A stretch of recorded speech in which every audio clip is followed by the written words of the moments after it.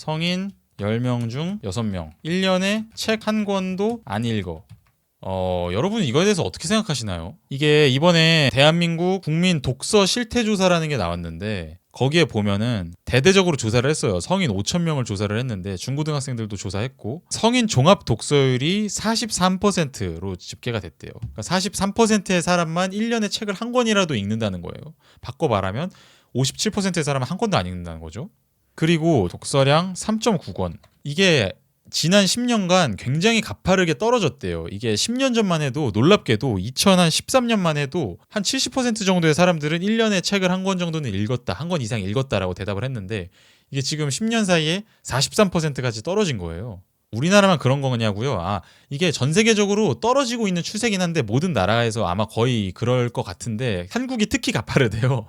미국 같은 경우는 아직도 그래도 70%대로 유지하고 있다고 하고 한국의 그 도서 출판 시장을 보면은 성장을 안 해요. 매출이 계속 유지가 되고 있거든요, 그냥. 근데 이거 인플레이션을 반영을 하면은 떨어지는 거잖아요, 실질적으로는. 그리고 더군다나 그 와중에 한국 같은 경우는 도서 시장에서 상당 부분을 차지하고 있는 게 문제집이다 보니까 나머지 문제집이 아닌 진정한 의미에서 책들은 더더욱이나 어려운 상태이기도 하죠.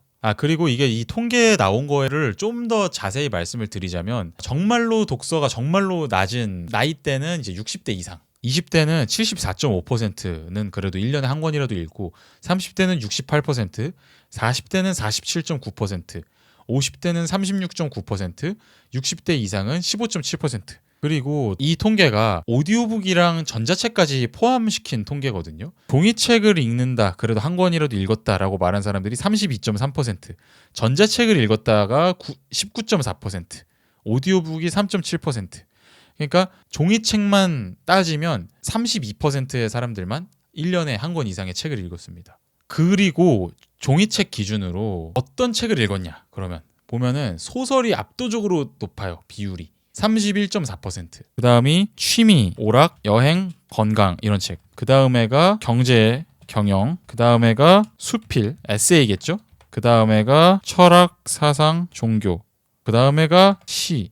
그 다음에가 재테크.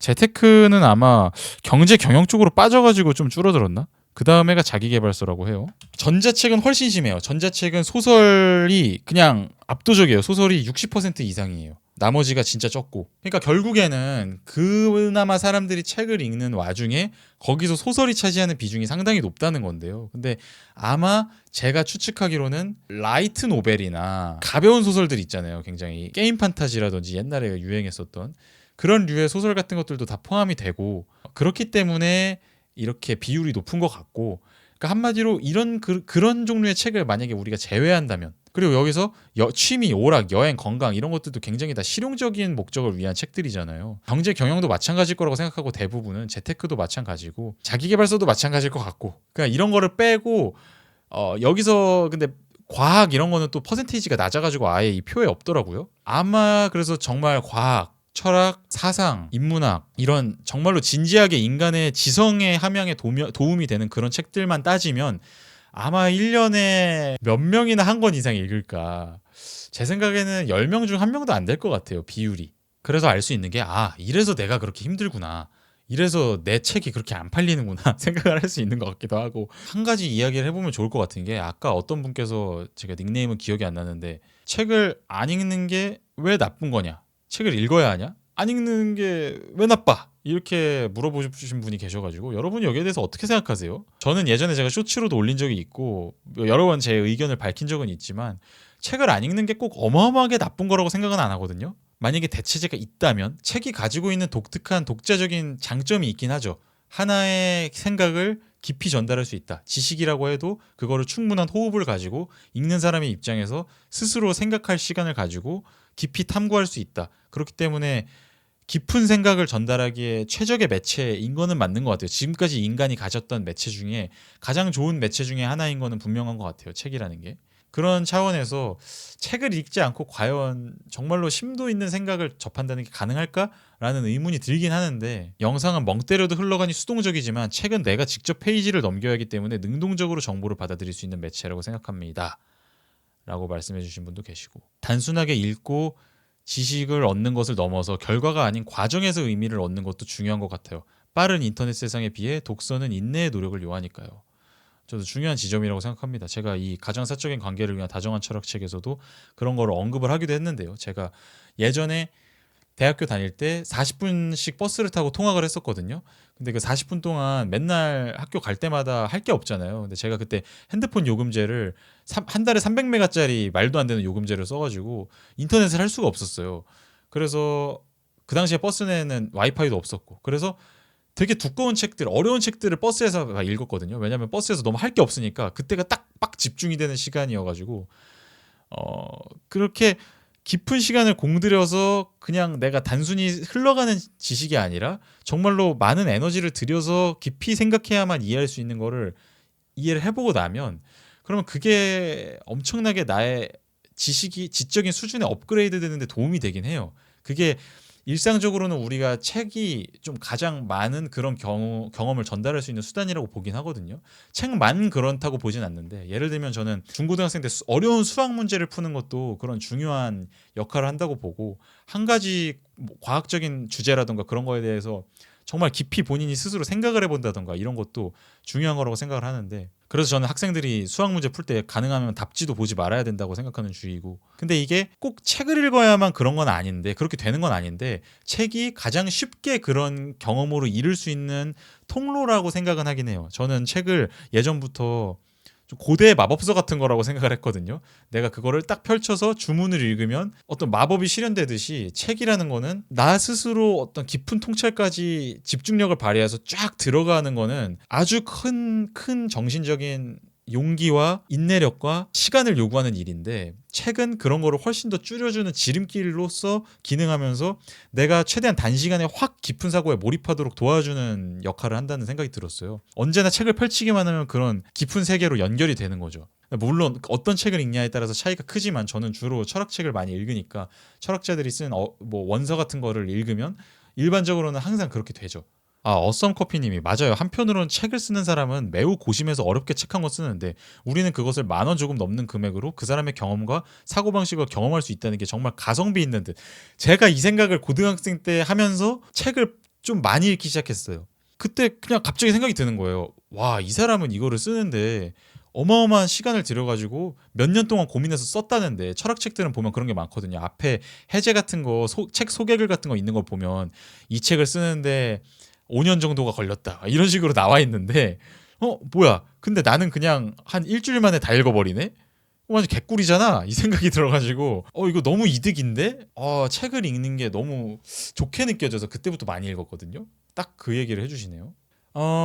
자, 근데 또 한편으로는 저는 책을 읽는 것만이 유일하게 우리의 사고력을 증진시킬 수 있는 방법은 아니라고 생각하기 때문에 책 읽는 게 필수가 아니라고 생각하는 입장이에요.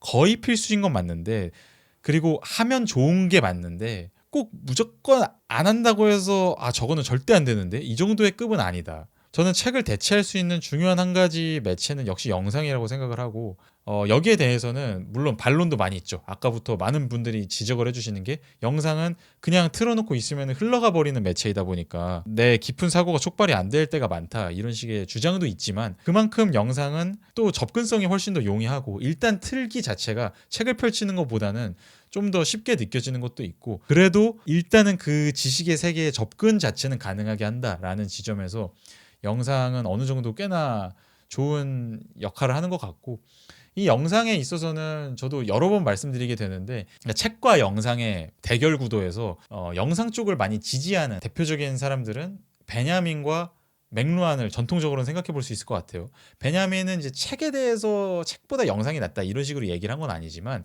전통적인 다른 예술적인 매체들, 예를 들면 그림 이런 것보다 영상이 더 낫다라는 식으로 주장을 했는데, 그게 저는 책까지도 어떻게 보면 연결이 될 수 있다고 보거든요. 왜냐하면 그림 같은 경우는 정지되어 있다 보니까 우리가 그거를 먼 대상으로 느끼기가 쉽다. 그냥 고정되어 있는 대상, 저 멀리 어딘가에 동떨어져 있는 의미, 이런 걸로 느끼기가 쉬운데, 영상 같은 경우는 내가 그렇게 그 대상을 먼 의미로 느끼기 이전에 이미 확 지나가 버린다.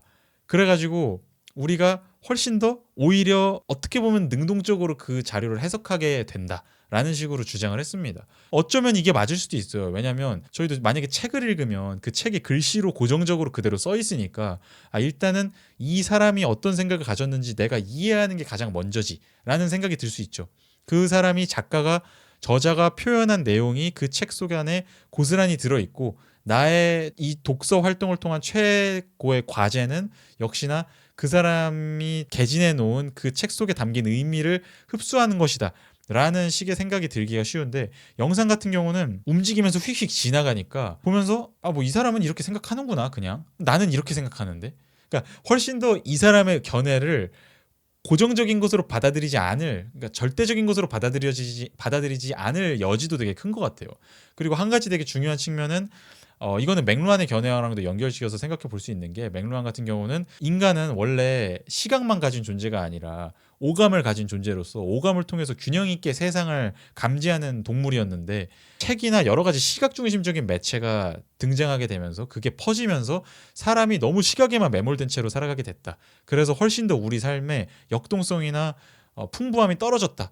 그래서 앞으로 시각 중심적 매체 말고 다른 것까지 활용할 수 있는 매체가 등장한다면 훨씬 더 균형 잡힌 생활이 가능해질 것이다라고 주장을 했는데, 저는 영상 매체가 가진 한 가지 측면도 그거라고 봐요. 이게 어떤 사람이 어떤 주장을 할 때는 그게, 저는 특히나 철학적인 주장이라고 한다면 이런 사상의 주장에 있어서는 그 사람이 그것을 어떻게 전달하는지도 그 내용이랑 무관하지 않다고 생각하는 입장이거든요, 저는.